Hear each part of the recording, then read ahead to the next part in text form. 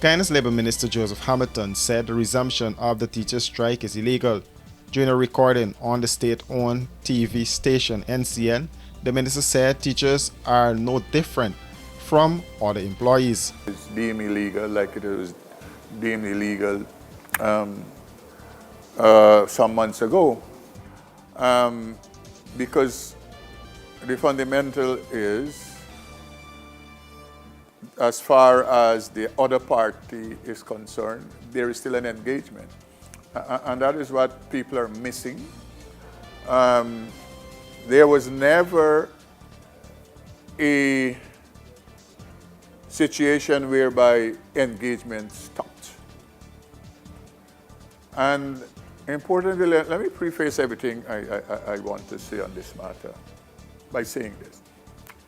Somehow, people are attempting to treat the teachers' strike as something different to any other labor relations matter. It is not.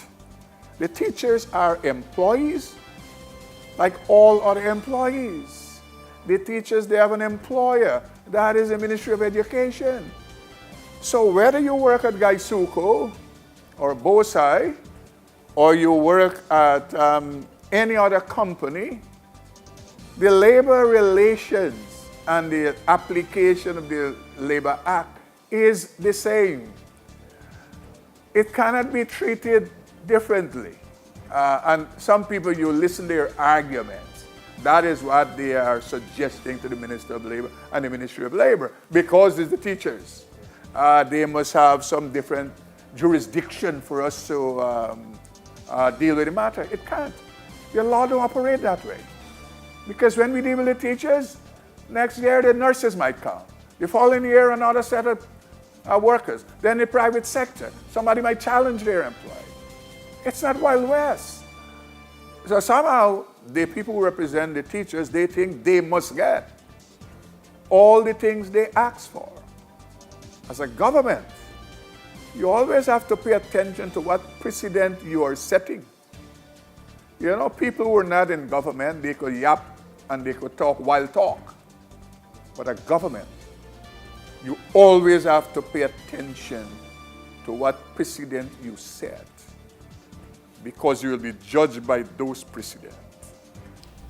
You would recall the recent court ruling where Justice Kissoon, based on evidence provided to the court, ruled that the strike was legal and legitimate.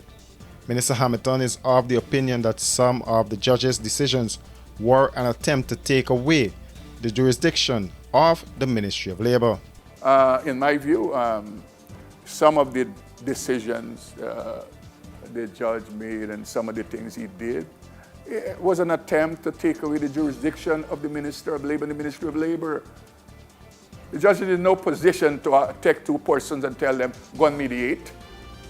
The law speaks to one person, Chief Labor Officer, and another person at certain times in the procedure, the Minister of Labor. Not two unpicked persons.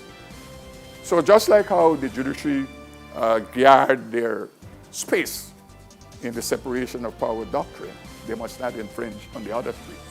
But so we are at this place where I suspect, because of how this matter is being dealt with in the judiciary, the one party is emboldened, and that's a bad thing. So we have to pay attention to that. But the strike is still what it is, in our view, because there is no basis unless there's a breakdown of talks.